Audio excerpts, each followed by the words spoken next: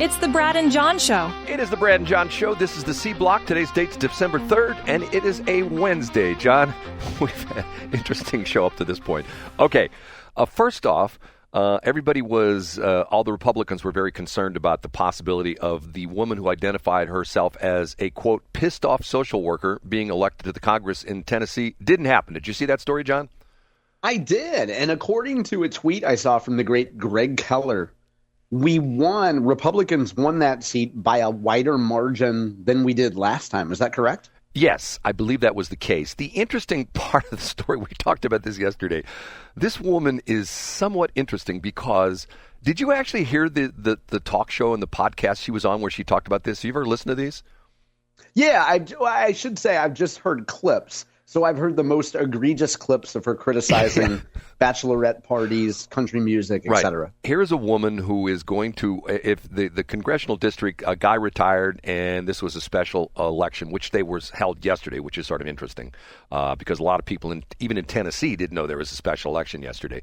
But here is a woman who is trying to get elected to the U.S. House of Representatives into probably one of the most admired states right now. Wouldn't you say that everybody's talking about how Tennessee People want to replicate Tennessee, that's for sure. Right. People are even bringing in the mayor of Knox County, to Republican events, conservative events in Missouri, Glenn Jacobs, because the Tennessee model is so popular. I don't think that's the case. I think that John mentions that because he's a former WWF, WWE wrestler. Isn't that the real reason why they're bringing him in, John? Isn't that the real reason?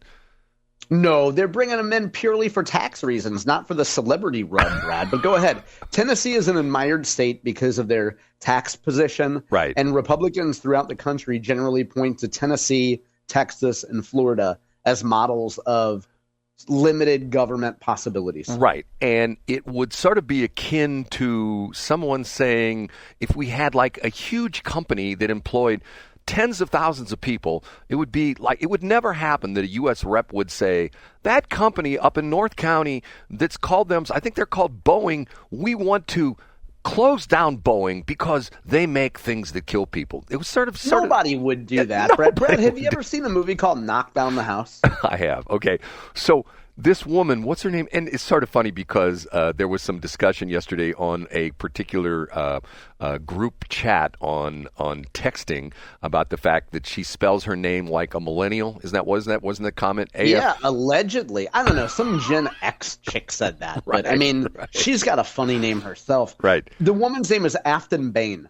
And her name is spelled Aftyn. It couldn't be Afton, but it has to be Aftyn. And anyway, on a couple of broadcasts and on podcasts, she came out and said, A, she hates Nashville, B, she hates country music, and C, which I thought was funny, she's tired of all the bachelorette parties coming to Nashville and all the young girls going up and down Broadway in Nashville, that's where a lot of the bars are and stuff like that, getting drunk and making fools of themselves, and she wanted to put an end to that. Okay, let's think about this for a minute. What is Nashville known for? For decades as the hub of country music. And she also said live music. That's where you go if you want to hear some good live music. Right. And she also said she hates country music. Let's think about this for a minute. I'm surprised that she didn't get trounced. But the interesting part of this is that this happens all the time. And this is happening in Texas. You get a red state and things are good. And then all the people in the blue state get ticked off at the fact that their blue state gets crappy, but they're themselves Democrats, and they go, okay, this has gotten too weird for me, so I'm leaving California, and I'm going to Dallas, or I'm going to Houston. And even though I don't like the fact that the reason I'm leaving California is because the libs, the Democrats, have ruined California, I'm going to go to Texas, where the libs haven't ruined Texas yet, and I'm going to go there, and I'm going to ruin Texas because we're going to make it liberal. Am I pretty correct in saying that, John? Yeah, I think so. And I think that a lot of them don't actually think they're going to change any electoral politics in the state. They just want to live in a better area or a better low tax area. It's crazy. And they take their progressive values with them. It's the opposite of the Austin unofficial motto, which is keep Austin weird. Yes. They want to go make, a Dallas suburb weird. Okay. Go to Houston. That's where all the minorities are anyway. We talked about this earlier. I did a deep dive yesterday because I heard this come out that the superintendent, now the former superintendent of the Des Moines public school system, Ian Andre Roberts.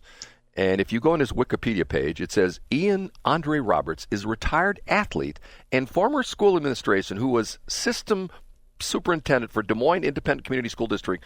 He ran for Guyana in the 2000 Olympics. He was Olympian, okay?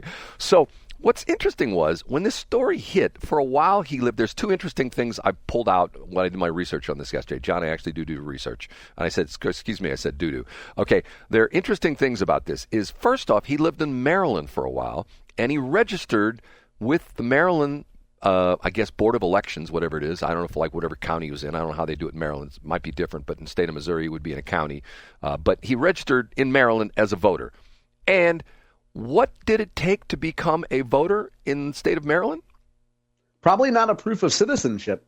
You checked a box that you were a citizen of the United States, so they just take you at your word. Yes, which he did. It's a society based on trust, Brad. Look into it. Right, and he voted many times in Maryland. Okay, so the interesting thing was that has been a bone of contention. There have been journalists who have said, I don't know how they do it in Maryland, if they get like it's a FOIA or a Sunshine Law, whatever it is.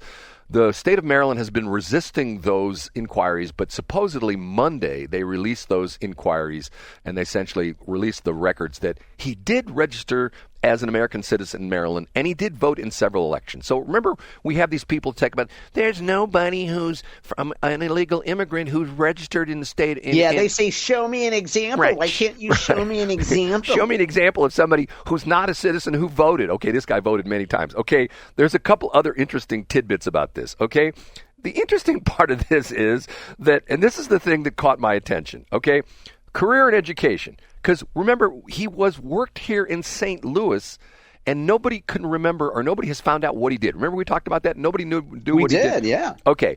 According to this, and it talks about the fact that, matter of fact, from 2002 to 2010, he worked in Maryland for the Baltimore City Public Schools. That's when he was voting in Maryland. He included as a principal at Friendship Academy of Science and Technology High School from 2008 to 2010. In 2012, Roberts was the principal at Anacostia High School, a then all-black school in Washington, D.C.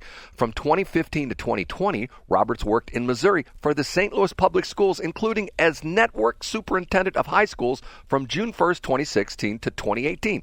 What is network superintendent of high schools? What is that job? I don't know. And it was for St. Louis Public Schools, you said? Yes. It says right, Roberts. Yeah, I don't know what that would be. Maybe it sounds like an administrative middle management position. Yes. So you're not actually the HNIC, the head North County boy in charge like Brad is, but you'd be kind of a liaison between principals and the real superintendent, I'm guessing. Let me read this again. Roberts worked in Missouri for the St. Louis Public Schools, including as network superintendent of high schools from June 1st, 2016 to 2018. Then from 2018 to 2020, he was chief schools officer for Aspire Public Schools in Oakland, California. From 2020 to 2023, Roberts was the superintendent of the Mill Creek Township School District in Mill Creek in Erie County, Pennsylvania. This guy's just bouncing all over the country. Now, here we go. In July 2023, Roberts became the superintendent of the Des Moines Independent Community School District in Des Moines, a position he held until his resignation on September 30th, 25.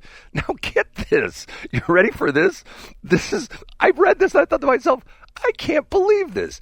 In his application, this is an application to become the superintendent of the Des Moines Public Schools, Roberts falsely claimed that he earned a doctorate degree from Morgan State University. During the hiring process, let me say this again, during the hiring process, the school board uncovered this misrepresentation, but still decided to select him for the position. John, can you believe that?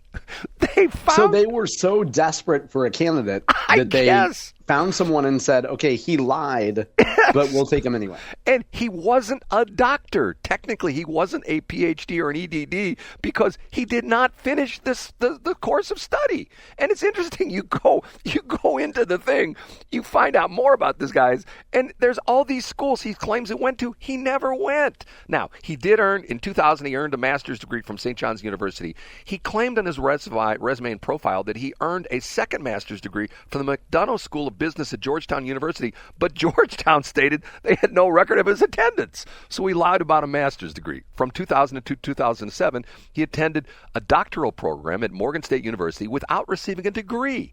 Later reporting cast doubt on the veracity of several of his claimed qualifications, including his assertion of attending an executive MBA program at the MIT Sloan School of Management, which was denied by MIT. So, John, who was the research firm that the Des Moines Public Schools hired?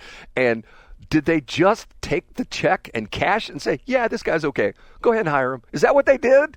I mean, yeah, and for all we know, Brad, for all we know, the search firm recommended the hire and said, here's who the top candidates are. Here's the top 3 candidates. And by the way, this guy has an asterisk.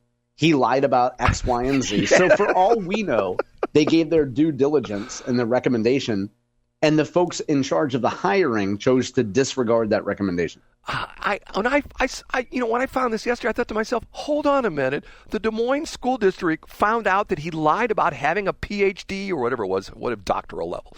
He lied about that, and they still hired him? Like, John, let's go in public sector or private sector. It wouldn't happen, Brad. If somebody applied at Monsanto when you were there and they say, I got a master's degree from Washington University, I've got a PhD from MIT, don't you think that somebody in HR would make a quick little check on that? Don't you think, John?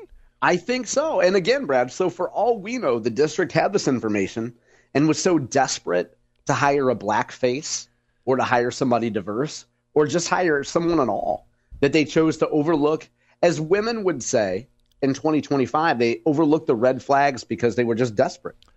I don't get it. And the crazy stuff about it is this sort of dovetails into the Francis Howell story that you had earlier about now we got the new guy, which once again I'll say, are we sure he's an American citizen, even though he's lived here for so many years and he's worked for the district? How do we know that? How do we know he's an American citizen? How do we know he really has a doctorate degree?